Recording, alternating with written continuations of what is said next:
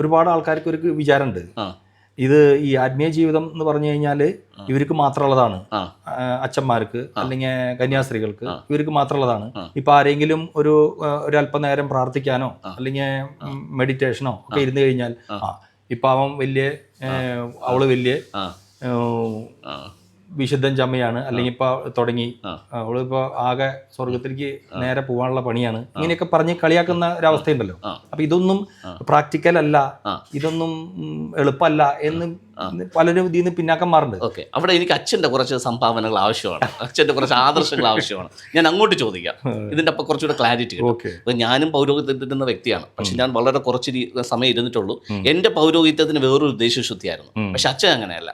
അച്ഛൻ ഒരു ദൈവിക അനുഭവം ഉണ്ടായിട്ട് ഒരു സെക്കുലർ രീതിയിൽ കുറേ വർഷങ്ങൾ ആ ഒരു പൗരോഹിത്യത്തിൽ തുടർന്ന വ്യക്തിയാണ്.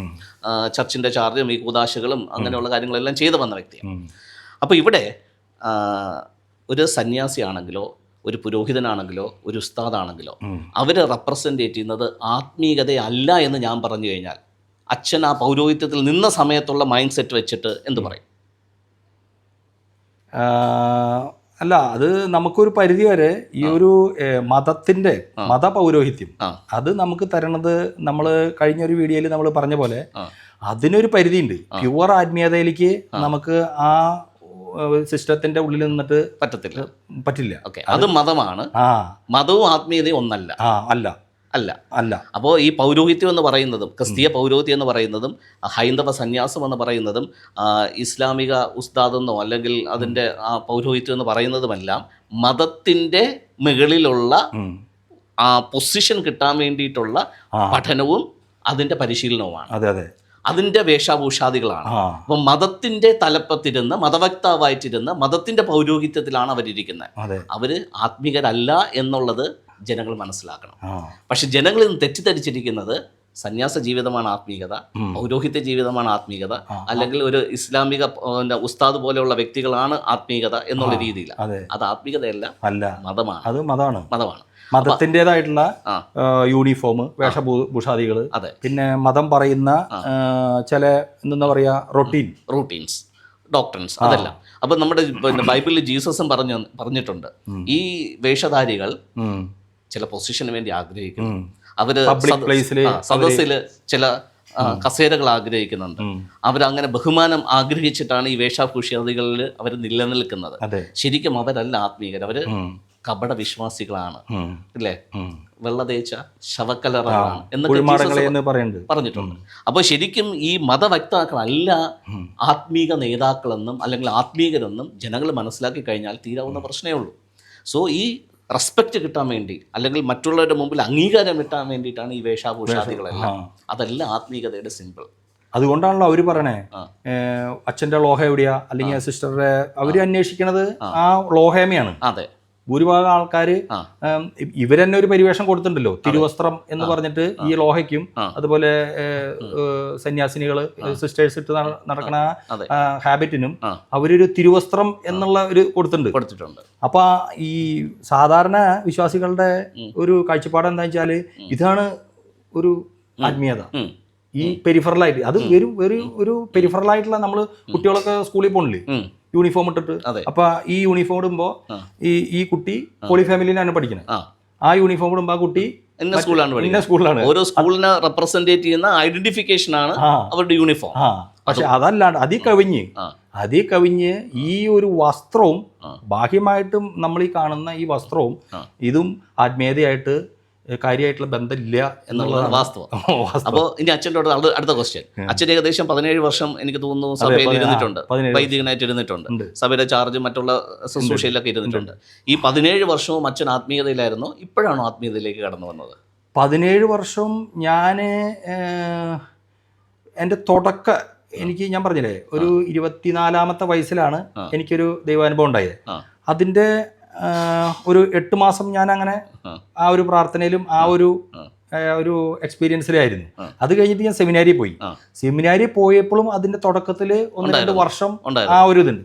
പിന്നെ ഞാൻ നോക്കുമ്പോൾ എനിക്ക് സംഭവിച്ചത് ഞാനാവും ഇതിന്റെ റോങ്.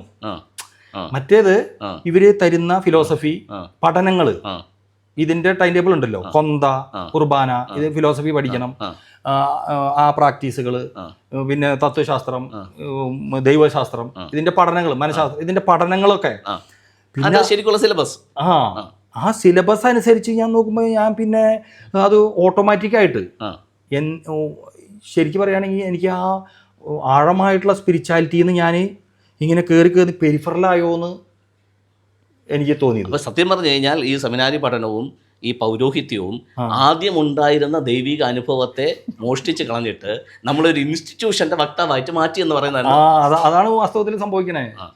പക്ഷെ എന്നാലും ഞാൻ അവിടെ കുറെ കടിച്ചു പിടിച്ച് കുറേ കാര്യങ്ങൾ ദൈവം നമ്മളോട് ആ ഇൻസ്പയർ ആയി ചെയ്ത കാര്യങ്ങൾ ഞാൻ പാവപ്പെട്ടവരുടെ വീട് വെച്ച് കൊടുക്കല്, അതുപോലെ അങ്ങനെയുള്ള ചില കാരുണ്യ പ്രവൃത്തികൾ ഞാൻ അതിന്റെ ഉള്ളിൽ നിന്നിട്ട് ഞാൻ എൻ്റെ പരമാവധി ഞാൻ ചെയ്തിട്ടുണ്ട്.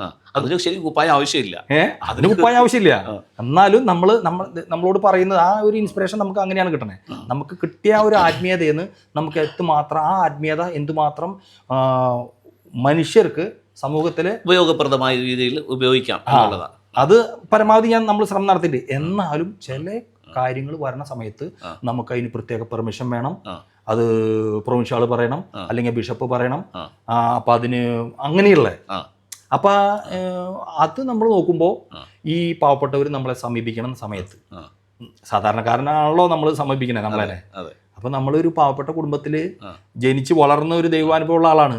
അപ്പൊ നമുക്ക് ചില നേരത്ത് അച്ഛൻ കളിക്കേണ്ടി വരും.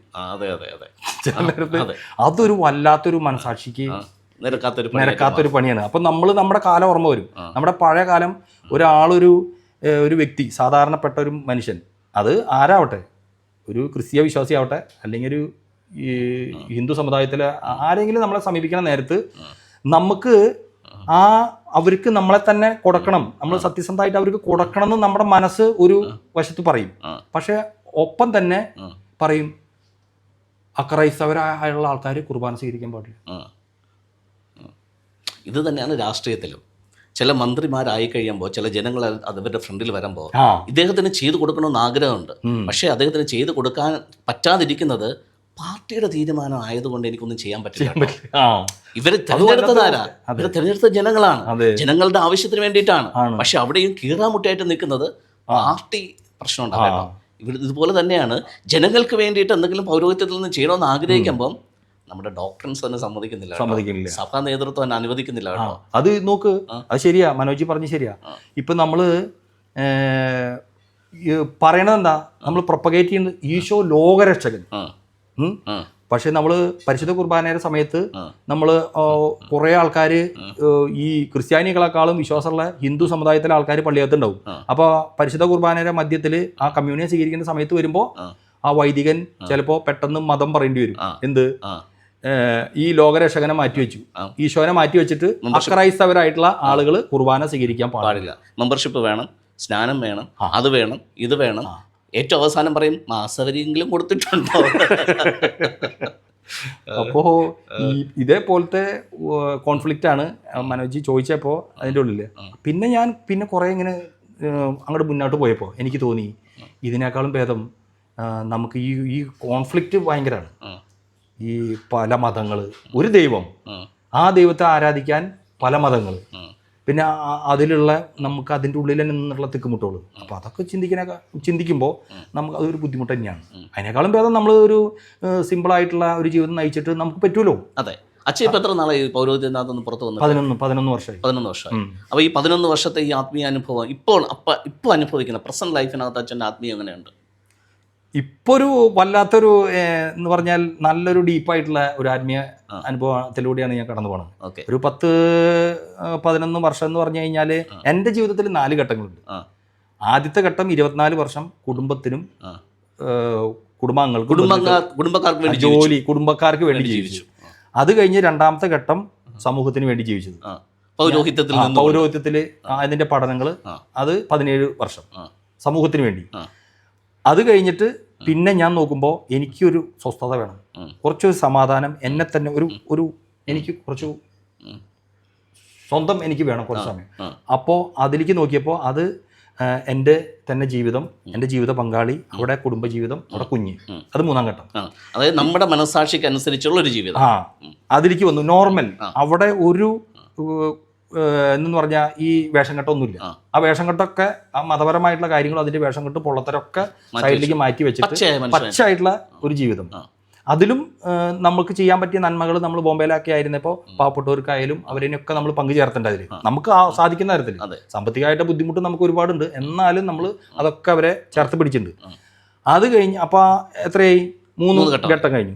4ാമത്തെ ഘട്ടം ഞാൻ മനോജി ഇങ്ങനെ ഈ വീഡിയോസൊക്കെ കണ്ട് ഈ കാട്ടിൽ പോയിട്ട് പാറപ്പുറത്ത് മെഡിറ്റേഷനിൽ ഇരിക്കുന്നതും ഈ കാട്ടിൽ ഈ നാച്ചുറൽ മെഡിറ്റേഷനെ പറ്റി പറയണതൊക്കെ ഞാൻ കണ്ടപ്പോൾ എനിക്ക് അപ്പം എൻ്റെ ഉള്ളിൽ ഇതുണ്ട്, ഈ പ്രകൃതിയായിട്ടുള്ള ഈ ബന്ധം.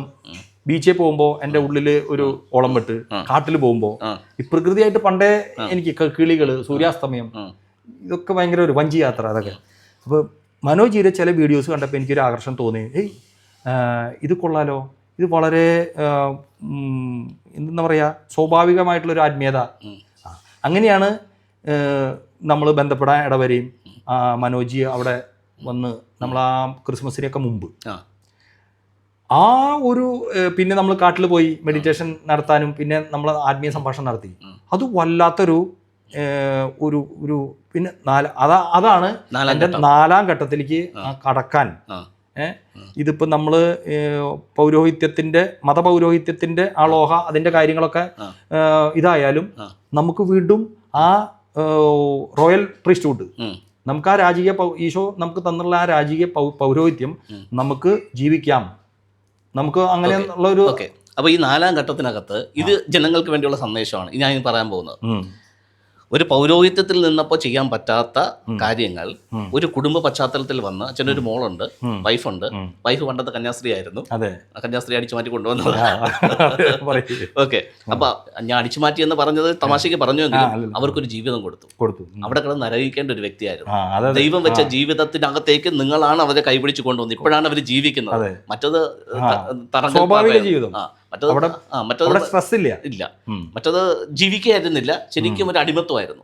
ഇപ്പോഴവർ ജീവിക്കുന്നത്. അപ്പോൾ കുടുംബത്തിലെ 2 വ്യക്തികളോടൊപ്പം സന്തോഷമായിട്ട് സമാധാനമായിട്ട് നിങ്ങൾ കുടുംബജീവിതം നയിക്കുന്നുണ്ട്, ഒപ്പം സാമൂഹ്യ ജീവിതം നയിക്കുന്നുണ്ട്, അതിനോടൊപ്പം ആത്മീയതയെ നന്നായിട്ട് കൊണ്ടുപോകുന്നുണ്ട്. ഇതല്ലേ ദൈവം ആഗ്രഹിക്കുന്നത്? അപ്പൊ ഏതൊരു സാധാരണ വ്യക്തിക്കും ഇത് പോസിബിൾ ആണ്. അതാണ് ശരിക്കുമുള്ള ആത്മീയത. അല്ലാതെ ഒരു കാഷായ വസ്ത്രമായിട്ട് പോകുന്നതോ, ഹിമാലയത്തിൽ പോയി തപസിരിക്കുന്നതോ, അല്ലെങ്കിൽ മറ്റേ പൗരോഹിത്യത്തിന്റെ കുപ്പായിട്ട് നടക്കുന്നതോ, മൈക്കിൽ പ്രസംഗിക്കുന്നതൊന്നും അല്ല ആത്മീയ ജീവിതം. അത് പ്രസംഗിക്കുന്നവർക്ക് പലർക്കും ഈ കുടുംബ ജീവിതത്തിന്റെ ഇപ്പൊ പുരോഹിതന്മാര് അവര് വിവാഹിതരല്ലോ, അവര് നമ്മൾ പല പബ്ലിക് ആൾക്കാരെ വന്നിട്ടായാലും പബ്ലിക് പ്ലേസിലും അവർ ഈ കുടുംബജീവിതത്തെ പറ്റി ഭയങ്കരമായിട്ട് പ്രസംഗിക്കും. അവർ ഈ കുടുംബജീവിതത്തിൽ ഭാര്യയും ഭർത്താവും ലൈംഗിക ബന്ധം ഇതൊക്കെ അവർ പറയും. ഇവർക്ക് ഇത് എക്സ്പീരിയൻസ് ഇല്ലാത്ത കാര്യമാണ്, അത് വേറെ പറയരുത് ഇവര് ഈ പറയണത്.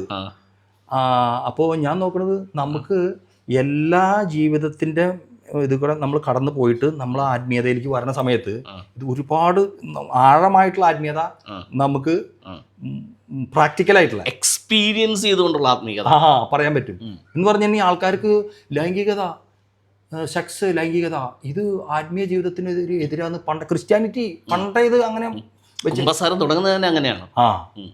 അത് മനസ്സിലാക്കി വെച്ചേക്കാണ്. അപ്പൊ ആൾക്കാർക്ക് ഇതൊരു ഈ കുടുംബജീവിതം നയിക്കുന്ന ആൾക്കാർക്ക് വിചാരം എന്താ വെച്ചാല് ആത്മീയ ജീവിതം അത് അച്ഛന്മാർക്കും കന്യാസ്ത്രീമാർക്കും മാത്രം പറഞ്ഞിട്ടുള്ളതാണ്.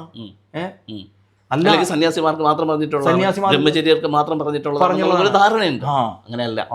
പക്ഷേ ഇത് ഇപ്പോഴത്തെ എൻ്റെ ഒരു ആത്മീയ അനുഭവം എന്ന് പറയുന്നത് വിവാഹിതരക്കം കുട്ടികൾക്കും ചെറുപ്പക്കാർക്കും അച്ഛനായോർക്കും അച്ഛൻ പട്ടം എന്തെന്ന് പറഞ്ഞ ആ ഇതിൽ നിന്ന് പുറത്ത് കടന്നവർക്കൊക്കെ ഈ ആത്മീയ ജീവിതം നയിക്കാം. ജീസസ് എന്താ പറഞ്ഞതെന്ന് അറിയാച്ചാ, വേശ്യകളും ചുങ്കക്കാരും പാപികളും ആദ്യം കിടക്കുമെന്ന്.